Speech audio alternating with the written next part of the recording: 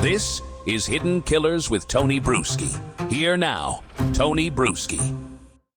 When you hear the word solitary confinement, your mind probably goes to the cliches: a dark cell, maybe a steel bed bolted to the wall, a tray of food shoved through a slot once or twice a day. The reality, it can be all of that. Plus, a level of psychological strain that can hollow a person out from the inside long before their sentence runs out, or their life. And for someone like Bryan Kohberger, the question isn't whether prison will be rough. That's a given. The question is whether he's going to be in that kind of isolation for months, years, or the rest of his life. Because high-profile inmates, especially those accused of crimes that cross the prison code, killing young women, harming these young people as they were just about to begin life, don't just have the legal system to worry about. They have the ecosystem inside. An ecosystem where your name, your case, and your alleged actions can make you the kind of target that never stops moving, even if you're locked away in a box 23 hours a day. So how long can that box stay closed? Does prison administration ever look at someone like Kohberger and say, all right, it's time to move him into general population? Or are there cases where solitary becomes the only safe option until the inmate dies in that cell? And if that change does happen, what's waiting for him on the other side? Jeffrey Dahmer lasted less than 2 years. Other notorious inmates have been taken out within months or days, even hours. The threat isn't just a possibility. It's a given. Which begs another question. What's the incentive for other inmates to take that shot? Is it revenge? Is it about a twisted code of ethics? Or is it the oldest currency in prison, respect, notoriety, and fear? If you dig deeper, and the deeper you get into it, the more it's clear that survival behind bars isn't just about doing your time. It's about navigating a political, violent, and unpredictable social order where the wrong move or just the wrong name can get you killed. So today, we're going to look at the reality of long-term solitary, the politics that decide when it ends, and the razor-edge inmates they walk when they carry the kind of notoriety Bryan Kohberger does. Joining me to break all this down is someone who understands the calculations from both sides of the courtroom, former prosecutor and now defense attorney Eric Faddis. Eric, let's get into it. In theory, he could be in solitary for years and years. However, what often happens is that they don't keep a person there forever unless you're on death row or something like that.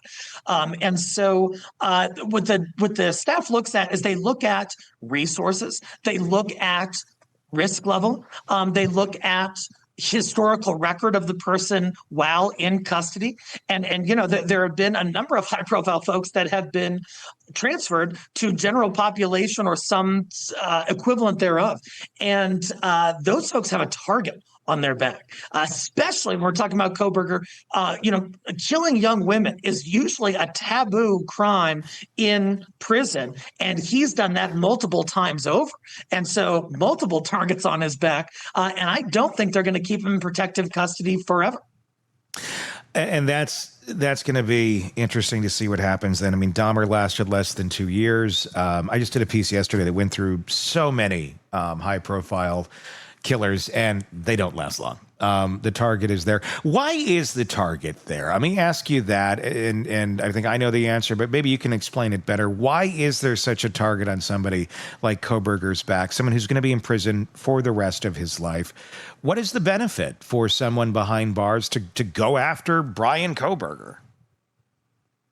There are a lot of considerations. There are prison politics at play. Even in prison, there is an ethical code, and there are certain crimes and perpetrators who are far less desirable and looked down upon. Like I said, killing young women is usually a no-no in prison. He's done that multiple times over. On top of that, these folks don't have much to lose, especially folks who are in prison for the rest of their lives. And so killing somebody else is not going to make their situation substantially worse.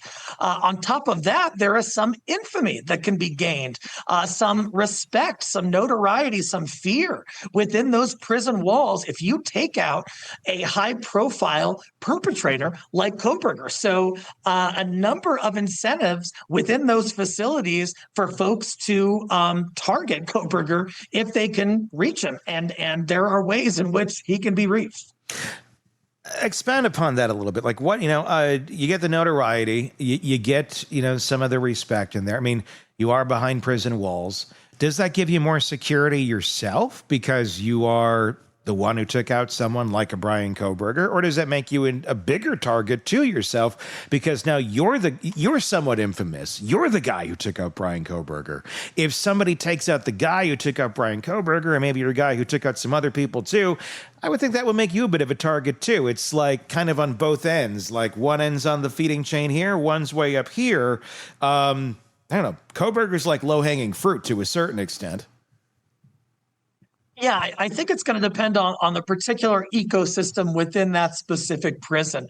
But certainly, there is an idea about like in prison, kind of keeping your head down, doing your time, not doing too much in there. And when you're taking out a high profile inmate and killing him, well, then your name gets around and some folks might give you respect and fear you. Other folks might say, hey, you're the new guy with the target. You think you're this big top dog who took out this high profile inmate. Well, we're going to show you you're not the top dog. And so all of those things go on, and it's and on top of that, Tony, these folks have so much time on their hands that all they have to do is think about these kind of things and scheme and plot. And that's how we see, assaults and killings in facilities. If we could just take the ingenuity of our prison system and the people that are in it and use it for something good.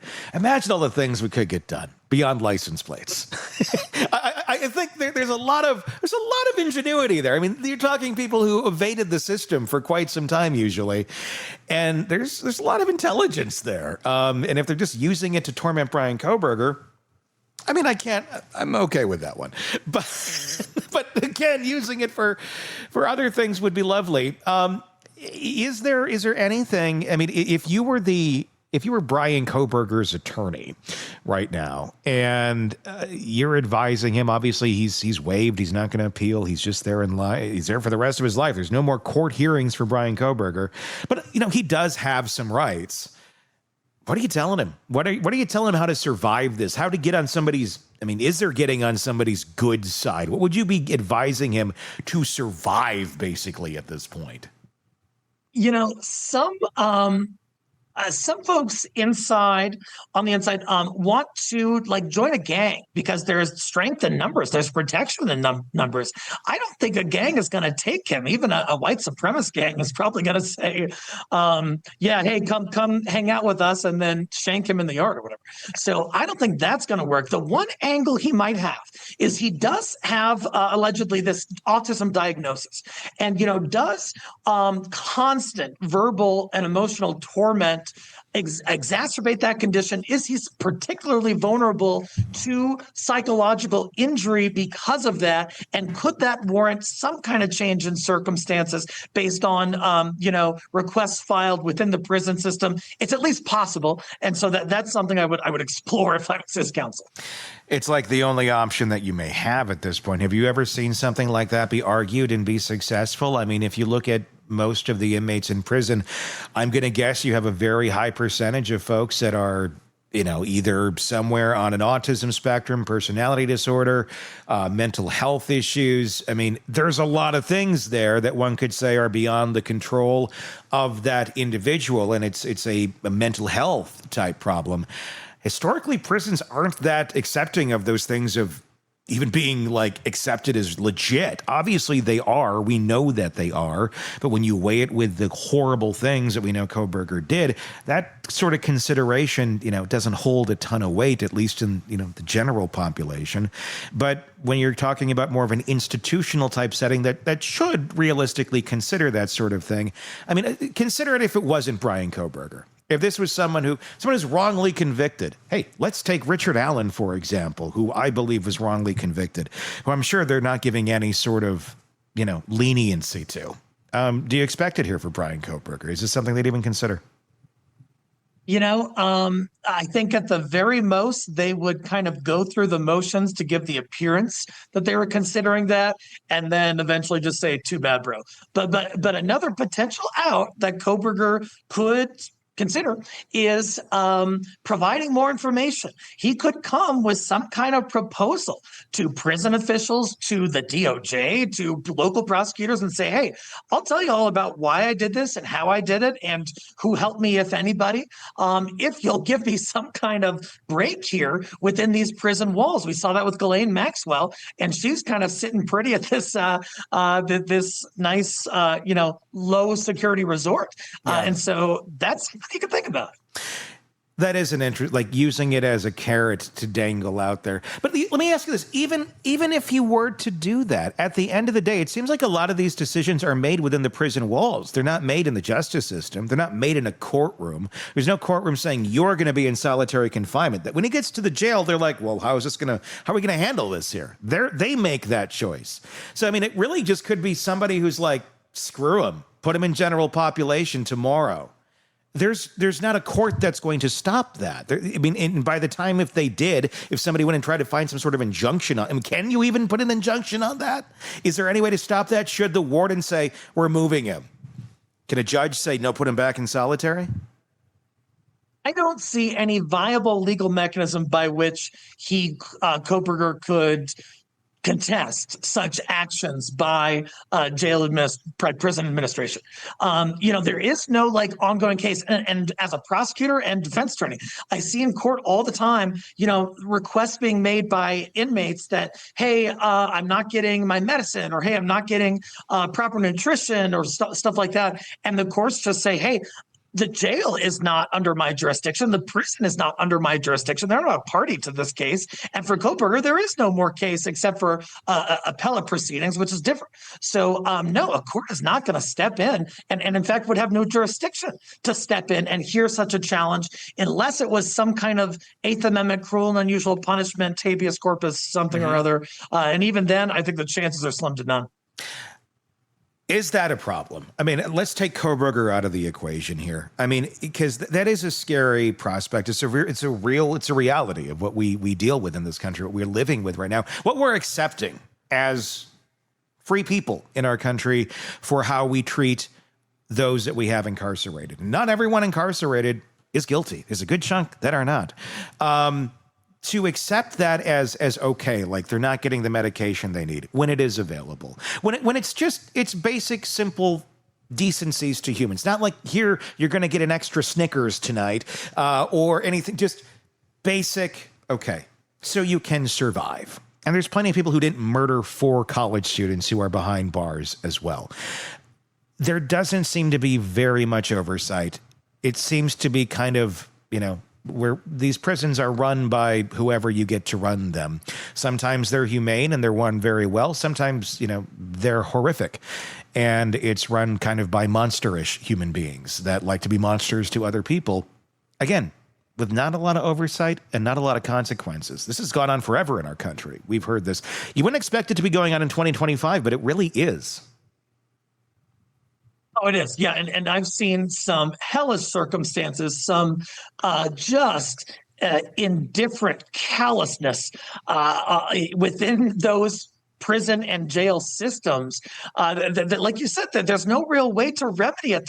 You don't have a legal avenue you can pursue. You can't file a motion with the court saying, hey, the jail officials are putting me at risk or something like that. Can't do that. And so, does there need to be some kind of adjudicative process within the institutions themselves? There is when there's misconduct, when inmates are cited for doing something wrong. But what about when the jail staff is doing something wrong? That happens all the time, whether folks want to believe it or not.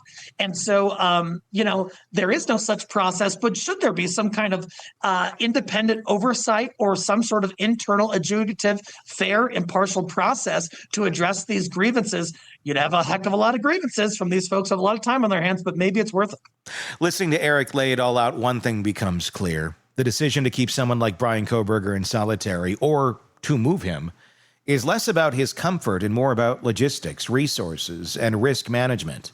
It's a chess game where the pieces are violence, politics, and the constant calculation of how much is this going to cost us if it goes wrong. In theory, solitary confinement could go on indefinitely. In practice, prison officials often make changes based on staffing, space, and their read on the inmate's behavior.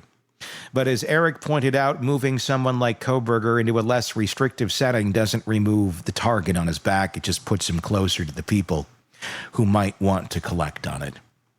That target exists for a reason. Inside, there's a hierarchy. And certain crimes drop you straight to the bottom. Killing young women, killing children. Those are marks that never wash off.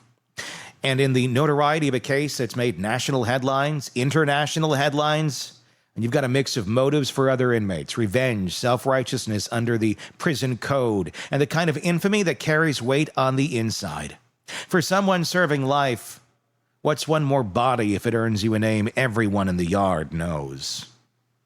And a canteen filled by the general public that's happy you did something great. And sure, there are ways an inmate might try to survive that reality. Alliances, gangs, deals with the administration, but those are no guarantees, especially when no one wants to give you a deal. Sorry, Bryan, you're going to die. In Kohberger's case, even angles like the autism diagnosis or mental health vulnerabilities are unlikely to generate more than surface-level gestures of concern from a system that, as Eric reminded us, often just goes through the motions before saying, too bad. The harder truth is that there's no legal magic wand to wave here. Once the courts are done with you, your day-to-day safety isn't argued in front of a judge. It's decided inside those walls. That's true whether you're guilty, innocent, or somewhere in between. And while most people aren't losing sleep over Kohberger's comfort, the fact that our prison system operates with so little oversight should make anyone think twice. Because this isn't just about him. It's about a system where decisions about life, death, and safety are made out of public view, where no meaningful check-in or check on the people making them takes place. In Kohberger's case, solitary might be the least worst option. For someone else, it could be a death sentence. And unless something changes, the line between the two is just as thin as the walls of that cell. Tell me your thoughts in the comment section on YouTube. If you're not there already, just search Hidden Killers with Tony Brueski and you will find us there. You can also press subscribe wherever you download podcasts so you don't miss any of our coverage wherever you are listening. Leave those comments. Looking forward to it. Until next time, my name's Tony Brueski. We'll talk again real soon. Want more on this case and others? Then press subscribe now and don't miss a moment of true crime coverage from Tony Brueski and the Hidden Killers podcast.